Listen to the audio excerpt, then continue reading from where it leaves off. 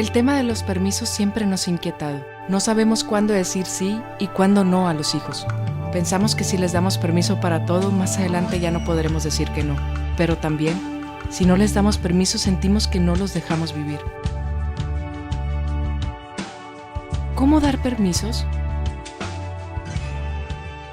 El tema de los permisos también es un tema muy interesante porque a veces pensamos que el permiso está asociado a la edad o está asociado a algo en específico, ¿no? Normalmente los niños durante los primeros 8 años, 10 años de su vida dependen completamente de nosotros y se mueven todo el tiempo con nosotros. Y es raro que el niño tenga actividades extras en las que no participemos. A partir de los 8 o 10 años, el niño empieza a tener ya alguna capacidad de compartir con amigos en ambientes que tienen que ser muy, muy cuidados. ¿Qué debemos de tomar en cuenta como papás? Bueno, primero que nada, yo tengo que conocer bien a mi hijo. Cada uno de ellos es diferente y durante el tiempo que paso yo con él, me habré de haber dado cuenta de qué tan capaz es o no de meterse en problemas o de buscar soluciones. Yo defino a los niños en 2 grandes grupos. El niño que es tranquilo, que respeta mucho las reglas, que a veces tiene un poquito de temor, inclusive los papás a veces lo describen como un poco inseguro y que se mantiene en un espacio de seguridad y de confort y que no le gusta aventarse a hacer muchas cosas.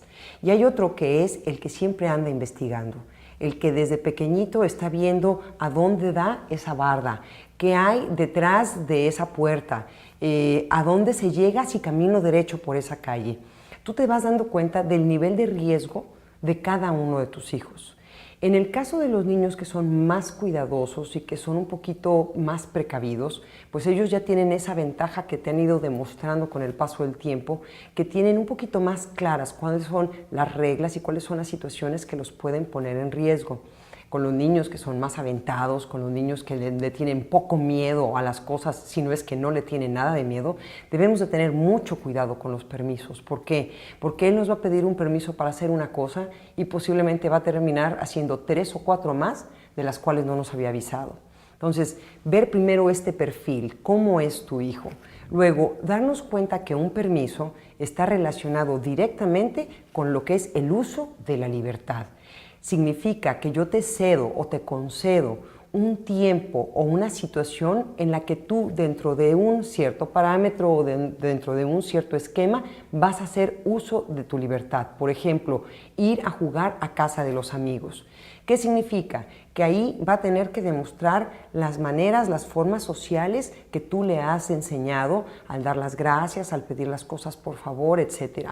Pero significa también que él va a estar expuesto a que en esa casa posiblemente no comparten las mismas normas sociales y morales que tienes tú. Entonces es muy importante verificar que si tu hijo va a asistir a alguna casa, en esa casa haya adultos presentes y esos adultos sean adultos que compartan de alguna manera la formación que tienes tú.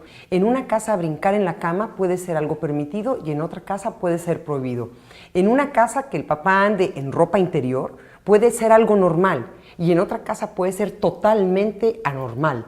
Entonces tú tienes que tener más o menos el control de que a la casa a la que le vas a permitir que vaya tu hijo se sigan normas más o menos parecidas a la tuya para que no entres en esta situación de crisis de decir, le di un permiso y resultó que pues el niño o la niña terminaron viendo en ropa interior al papá de la casa, ¿verdad? Por otra parte, habría también que tomar en cuenta qué tan responsable es el niño, porque los permisos son concesiones, se otorgan, son cosas que van a gratificar de alguna manera a nuestros hijos. Nosotros como papás tenemos la obligación de darles a nuestros hijos casa, educación, alimentación, medicamentos, etc. Ellos tienen como obligación estudiar, portarse bien, ayudarnos en casa.